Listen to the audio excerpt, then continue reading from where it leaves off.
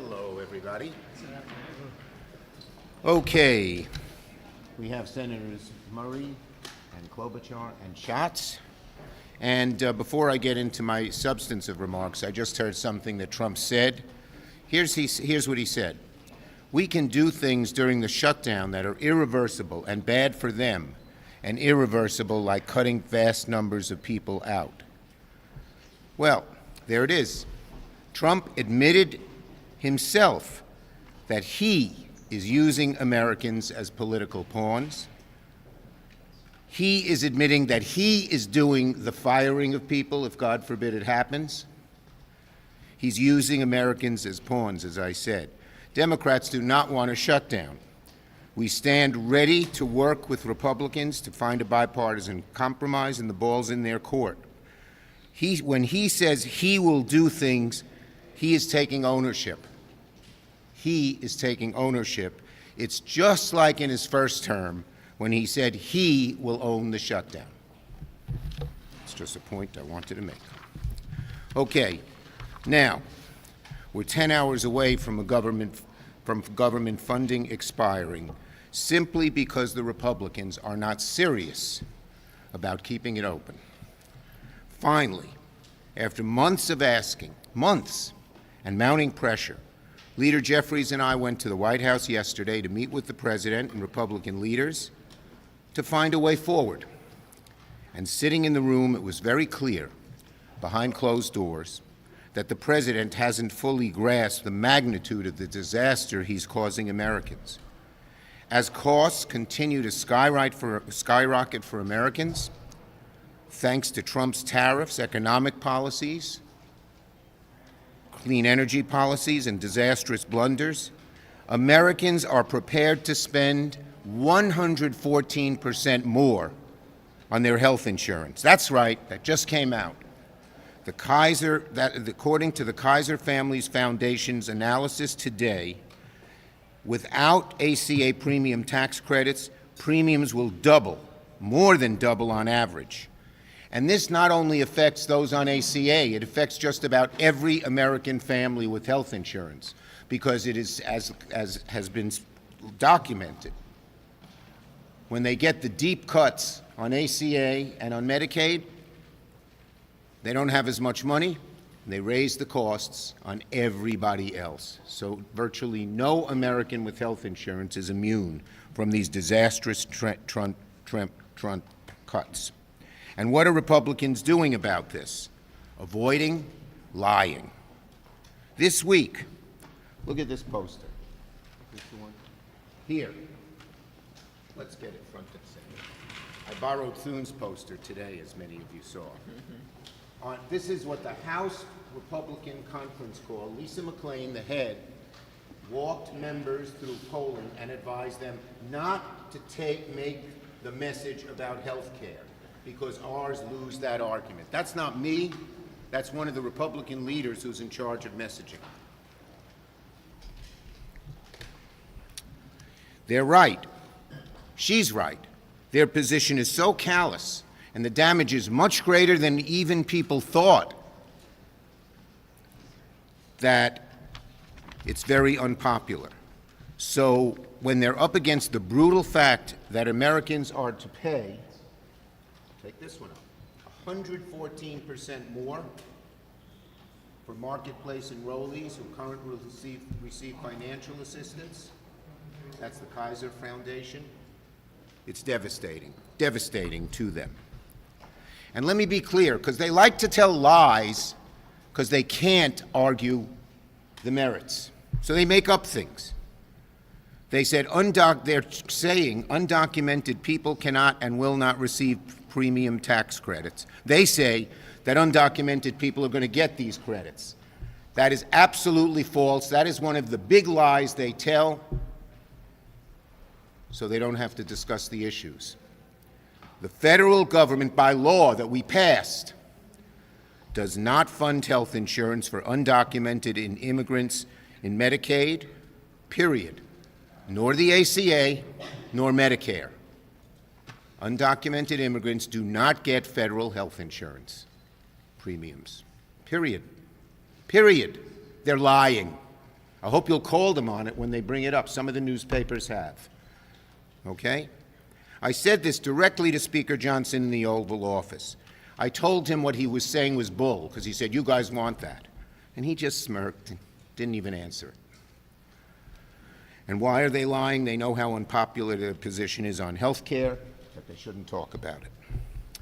Republicans know perfectly well that undocumented immigrants are already prohibited, as I said, from getting insurance on ACA, Medicare, or Medicaid. They know perfectly well not a single sentence or clause or comma that we're pushing in our bill does that, but they're lying because they know they're screwed if this debate turns into one about health care. And guess what? That's just what we are doing. We are making this debate a debate on health care. If you want an indication of how serious Republicans are about keeping the government open, who wants the shutdown? There's no better proof than the fact that Speaker Johnson sent everybody home this week, ensuring a shutdown no matter what the Senate did. So don't argue who wants the shutdown. It's Johnson. And when we asked President Trump to meet with us, Hakeem and I, by all reports, it was Johnson who made him pull the meeting back. Pull the meeting back. And if you want another indication, and so, by the way, so the House Republicans should be here, but they're home. If you want another indication of how serious Republicans are about funding the government, look no further than the deepfake AI video the president tried to put up last night after our meeting, when we were actually trying to fund the government. His video was dumb, it was childish, it was petty. It's something that a 5-year-old would do, not a president of the United States, but it shows how unserious they are. They don't give a damn about the harm they will cause with their shutdown. Now, Republicans have until midnight to cut the garbage and get serious with us about solving the health care crisis. When I was Majority Leader, this is what I did with Thune's chart this morning. He had all these years that we passed CRs. We passed budget bills. We did. You know why? As leader, I sat down with the Republicans every one of those years and created a bipartisan bill. Their bill is partisan. They call it clean. We call it partisan. It has no Democratic input. Thune never talked to me. Johnson never talked to Hakeem. And now Thune is saying, well, the appropriators are working at it. As Patty will tell you, they are trying to work out some budget bills. But the two issues they couldn't decide were health care and rescissions, impoundment, pocket rescissions, and they all agreed the 4 leaders should decide that. And that's when we wrote Thune, and that's when we wrote Johnson, and they never even met with us. So that's why we were able to avoid shutdowns, because we did it in a bipartisan way. They are partisan totally with no input from us. So, as Republicans continue to lie, distract, duck, hide, Democrats remain ready to get to work, negotiate a bipartisan agreement, and keep the government funded. Senator Murray. I'm going to take all my papers here. Thank you. Well, there is less than 12 hours to fund the government. House Republicans aren't even here in town, they're on vacation. Meanwhile, Senate Republicans are about to force another vote on a bill that already did not pass and that 8 of them did not even bother to show up to vote for the first time. And Donald Trump, well, the president is resorting to AI deepfakes and bold-faced lies because the actual facts are pretty bad for him here. So here are the facts. Healthcare rates are being set right now. Open enrollment is weeks away. Idaho open enrollment starts October 15th. So American citizens are about to see their premiums skyrocket. In my state, family paying $238 per month for their health insurance right now, thanks to Republicans, they could pay as much as $1,800 per month next year. Look, is the president totally unfit to hold office? Yeah.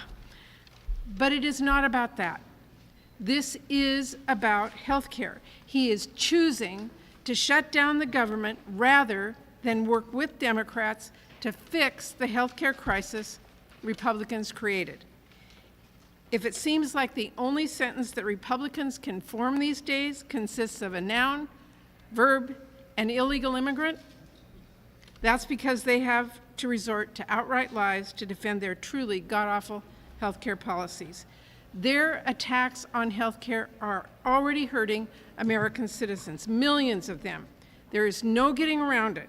Cutting health care by more than $1 trillion, hospitals are already laying off staff and closing down across the country. Millions are going to soon be kicked off of their health care. So Donald Trump can lie, J.D. Vance can lie, but people are still going to get those letters in the mail telling them how much more their health insurance will cost next year. Now, apparently, when President Trump was looking over Democratic health care proposals, he said, and I quote, "Go F yourself." That tells you how much Donald Trump cares about whether families go bankrupt paying for their health care. Premiums on the marketplace are set to more than double. Washington State had an uninsured rate of 15% before the Affordable Care Act. Now, because of that, it is down to 5%. People now, though, are going to lose their health insurance because of Trump and Republicans. They're going to put off their care. Many will get sicker, and some will even die. That is the reality. That is why we're here fighting for health care. I'll be voting no on the partisan Republican-only funding bill that already didn't pass a few weeks ago. I'll be voting yes on the Democratic bill that not only funds government, but also addresses this GOP healthcare crisis and protects Congress's power of the purse. I am ready to keep the government open. As I have said over the last 2 weeks, I am ready. I am willing to stay at the table for as long as it takes. But the question remains, will the Republican leadership get serious and negotiate?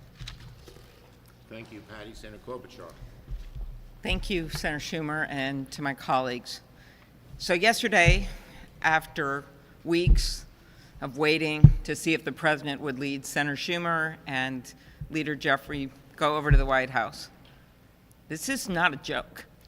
People are literally standing on a healthcare cliff right now.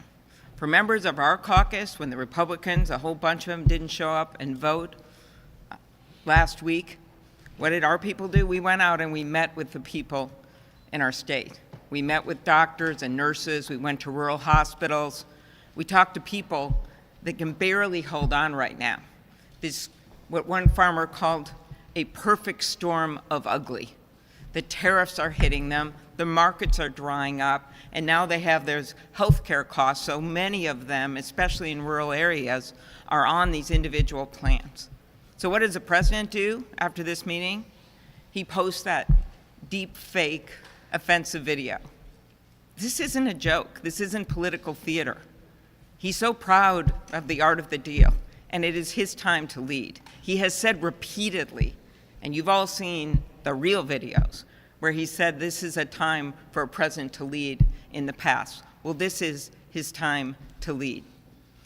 When we talk to the people out there that aren't the ones on the Mar-a-Lago golf course, you hear what's really happening.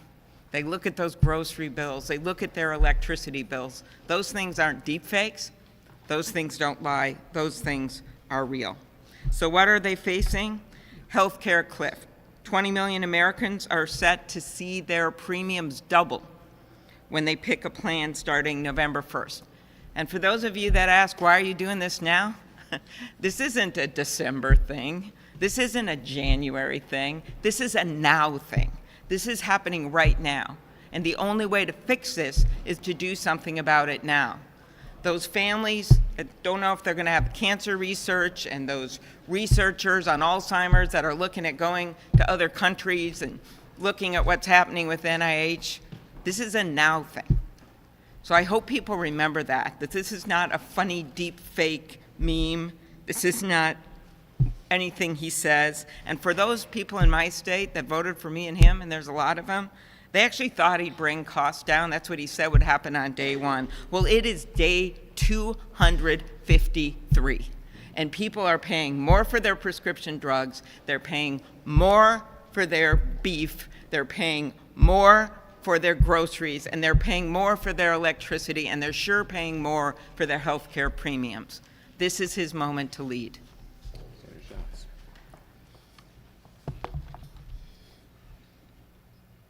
I'm struck by the extent to which sort of DC brain has infected us all, where we think that this is some sort of cooked up demand. The reason that we are trying to take action now on health care is because people's premiums are going up this coming week by letter. I got a text from a buddy of mine in my fantasy football league, but it was not a trash talking text. He got a letter, 40% increase for his father's premiums. This is not a talking point. This is not an allegation. This is literally what's happening. And 40%, you should be lucky if it's a 40% increase. The average increase is going to be 114%. And so the time to solve this problem is now. Open enrollment is now.